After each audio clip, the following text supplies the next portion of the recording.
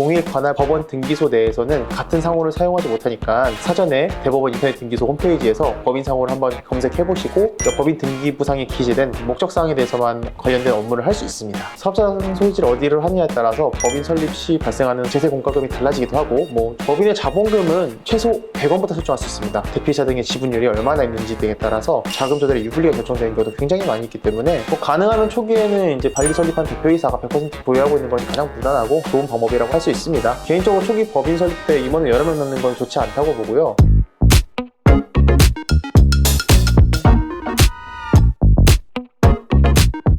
안녕하세요. 세금공략집의 한재문 세무사입니다. 하반기 이제 거의 연말이 다 되어가고 있죠. 지금 11월인데 어쨌든 하반기가 되면은 이제 법인 설립 문의가 되게 많이 들어옵니다. 아무래도 이제 5월, 6월에 소득세를 많이 내셨다 보니까 법인으로 전환을 원하시거나 아니면 매출이 급 상승해서 성실신고액 대상 사업자가 되실 것 같은 분들이 많으시기 때문이 아닐까 싶어요. 또 막상 올해 사업을 영위해 보시니까 내년에 세금이 너무 많이 나올 것 같아. 소득세 너무 많이 나올 것 같아. 폭탄 맞을 것 같아. 이러신 분들도 법인 전환을 좀 노리시는 경우가 많이 계시고요. 물론 이제 법인 설립을 한다고 무조건 다 세금을 적게 내는 건 아닙니다만 그 부분은 이제 저희가 나중에 좀 추가적으로 얘기를 나눠보도록 하고요. 오늘은 법인 설립하실 때 고려해야 될 점들에 대해서 간단히 이야기를 나눠보도록 할게요.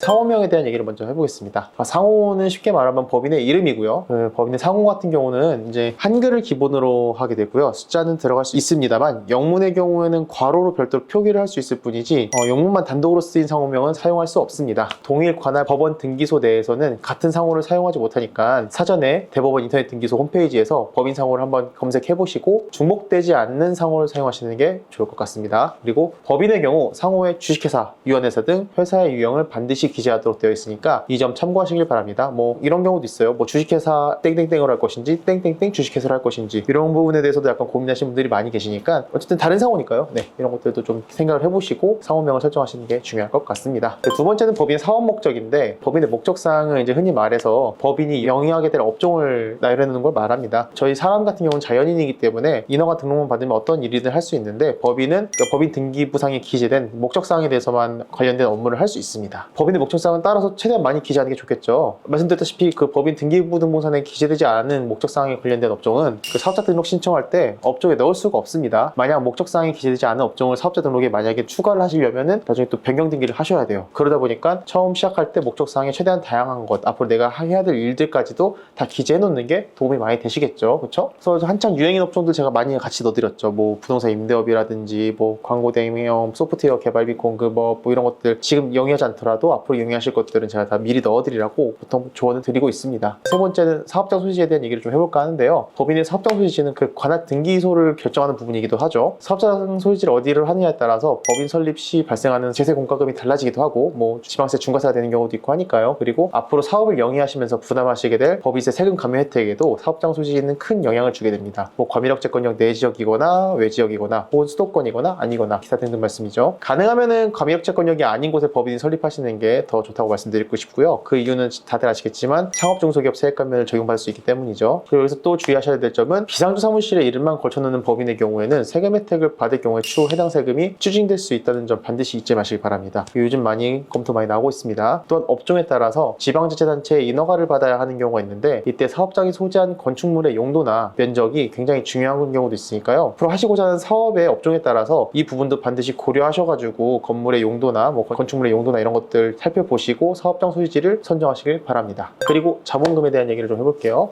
법인의 자본금은 최소 100원부터 설정할 수 있습니다. 한 주당 그 상법상 주금액을 100원으로 하고 있기 때문에 100원부터 가능하다고 볼 수 있는데 저 예전에 100원짜리 법인 설립해서 사업하시는 분 제가 도와드렸었거든요. 그때 어땠냐면은 실사가 나왔어요. 이게 실제 있는 법인인지. 그래서 좀 그런 부분에서 대응해드렸던 부분이 있는데 결국에는 사업자 등록해서 사업은 제대로 영위하셨습니다. 그렇다고 100원을 할 수는 없잖아요. 그렇죠? 솔직히 말씀드리면 실무적인 측면에서 초기에 자본금을 너무 높게 설정하시는 거는 사실 개인 자금 유동성 확보에 크게 도움이 되지는 않습니다. 그렇다고 해서 이제 또 제가 말씀드린 대로 너무 낮게 해서 법인 자본금을 설정하시면 금융거래 할 때나 기타 외부 평가에 있어서 불이익을 받을 가능성이 매우 높습니다. 정책자금 신청할 때 여신 평가라든가 이럴 때 자본금이 너무 낮으면 아예 접수조차 안 되는 경우도 많이 있으니까요. 옛날에는 그 소프트웨어 개발 및 공급업 해가지고 이제 100만 원짜리 비상주 사무실에서 등기하는 법인들 되게 많았었는데 요즘은 100만 원으로 등기하면은 불이익이 좀 많습니다. 통장도 잘 안 나오고요. 결과적으로 자본금 얼마 정도라는 게 좋을까요? 결론적으로 말씀드리자면 법인으로 영위하고자 하는 사업의 목적과 방향성에 따라 좀 다르다고 볼 수 있는데 예전에는 말씀드렸다시피 100만 원짜리 법인을 설립해도 운영에 크게 문제가 없었지만 최근에는 이제 금융거래 시 계좌 이체 한도가 많이 제한되기도 하고요. 계좌 개설 자체가 안 된 경우도 꽤 많습니다. 법인 자금 순환이 잦은 경우에는 자본금을 조금 높게 설정하셔서 자금 이체도 좀 잘 원활할 수 있게 좀 진행하시는 게 좋을 것 같고요. 그리고 또한 최근 정책자금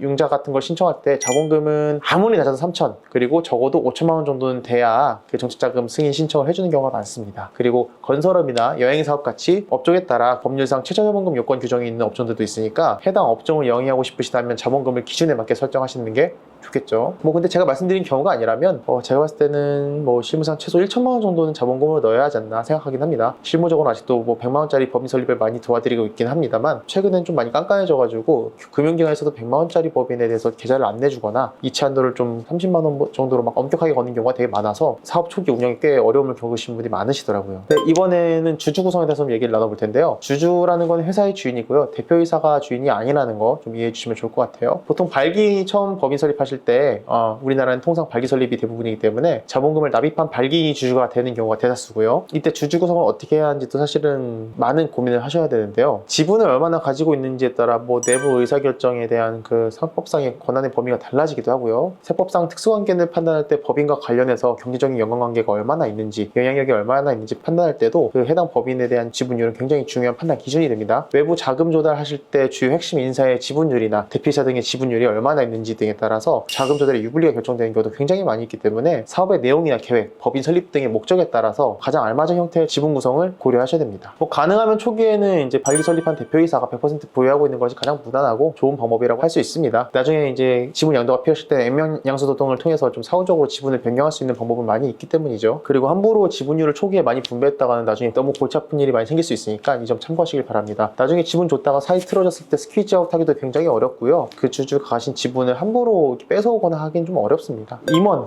대해서 얘기를 좀 나눠볼게요. 보통 이제 생각하시는 임원은 상근 임원, 비상근 임원 여러 가지가 있겠지만 보통은 이제 이사와 감사를 좀 많이 말을 하죠. 그리고 그 이사 중에 대표성을 띈 그 이사를 그 대표이사라고 표현을 하고요. 개인적으로 초기 법인 설립 때 임원을 여러 명 넣는 건 좋지 않다고 보고요. 왜냐하면 추후 소득 분배할 때도 제한사항이 많이 있고 굳이 이사를 많이 둬가지고 이사회를 굳이 열 필요도 없는데 임원을 많이 둘 필요는 없다고 봅니다. 다만 1인 이사로 회사의 기관이 구성되는 경우에는 대표이사 직함 사용이 좀 불가능하다는 거 이해하시면 좋을 것 같습니다. 다만 이사는 한 명이더라도 지분이 없는 임원 한 명, 감사든 이사든 한 명은 꼭 조사보고자를 함께 법인 설립 시 참여하는 게 좋습니다. 조사보고자가 없으면 이제 검사인을 선임을 해야 되는데 상법 제298조에 이사 감사의 조사보고와 검사인의 선임 청구라는 규정이 있는데 제가 한번 읽어드릴게요. 이사와 감사는 취임 후 지체 없이 회사의 설립에 관한 모든 사항이 법령 또는 정관의 규정에 위반되지 아니한지 여부를 조사하여 발기인에게 보고하여야 한다라는 규정이 있습니다. 조사보고서는 창립총회에 보고할 조사보고서를 작성하는 사람인데요. 지분이 없는 이사나 감사 혹은 이제 외부 변호사가 조사보고자가 될 수 있는데 굳이 변호사를 수임하실 필요는 없으시잖아요. 그죠? 무료로 해주신다는 분이 있으시면 하시면 좋긴 하겠지만 그런 경우는 많이 없을 테니까요. 그러면 조사보고자는 지분이 없는 감사나 이사로 선임을 하셔야 되는데 감사가 좋을까요? 이사가 좋을까요?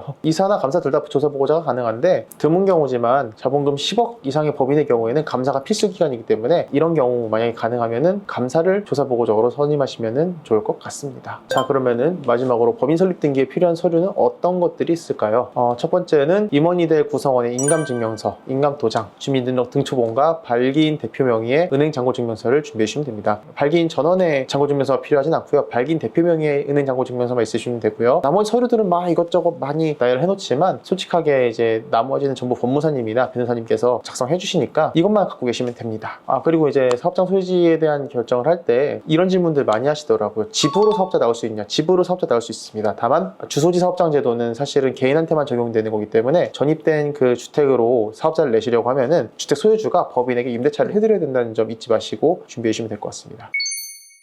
지금까지 법인 설립에 대해서 간단히 알아봤습니다. 법인 설립은 다들 변호사 혹은 법무사님 분들만의 영역이라 세무대리인이 신경 쓰지 않는 영역이라고 생각할 수 있는데 실제로 그 사업과 관련된 전체적인 자금 흐름과 회계 및 세무를 관리하는 세무대리인이 법인 설립 등기 단계부터 컨설팅을 해드리지 않으면 사업자분들께서 많은 손해를 보는 경우가 많습니다. 법인 설립 등기를 잘해야 사업자 등록도 잘하게 되고 사업자 등록을 잘하게 되어야 감면 요건을 갖춰가지고 세금적으로 절약이 많이 되실 수 있거든요. 세무대리인 상담하고 하나씩 법인 설립 등기부터 진행하시는 게 매우 중요합니다. 지금까지 세무공략집의 한재문 사였고요. 다음에 기회가 되면 제가 법인 사업자 등록과 관련해서 추가적인 영상 올려드리도록 하겠습니다. 궁금하신 사항 있으시면 언제든지 문의 주시길 바랍니다. 감사합니다.